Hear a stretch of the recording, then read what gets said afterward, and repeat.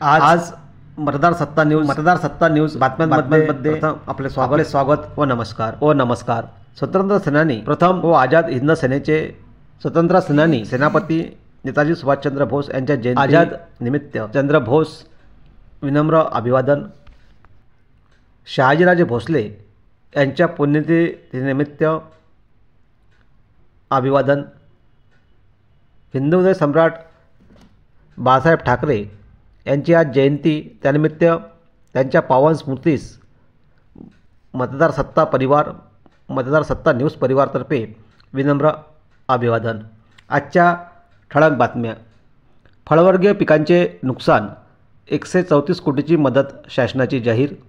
तर 10 तालुक्यातील 41,911 शेतकऱ्यांना दिलासा।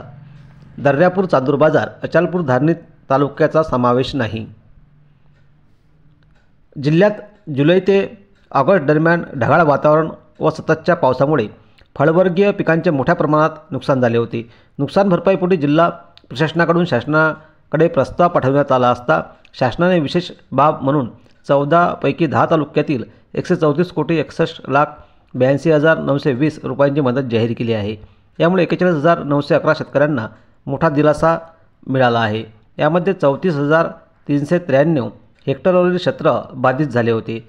जिल्ह्यात गत 2-3 वर्षापासून पिकांना सतत निसर्गाचा अवकृपेचा फटका बसत आहे। त्यामुळे मागील वर्षी रब्बीला देखील अतिवृष्टीला फटका सहन करावा लागला। जिल्ह्यात जुलै ते ऑक्टोबर दरम्यान 14 तालुक्यातील 47,167 हेक्टरवरील पिकांचे मोठे नुकसान झाले। यामध्ये संत्रा, मोसंबी, निंबू व फळवर्गीय पिकासह सोयाबीन, तूर, कापूस, मूग, ज्वारी, उडीद, भुईमूग आदी पिकांचा समावेश आहे। अशा जिल्ह्यातील 54,683 शेतकऱ्यांचे अतिवृष्टीमुळे मोठे नुकसान झाले आहे।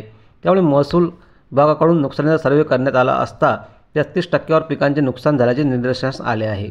त्यामुळे या पिकांच्या नुकसान भरपाईकरता जिल्हा प्रशासनाने 155,43,45,248 रुपयांचा प्रस्ताव शासना दरबारी पाठवला होता।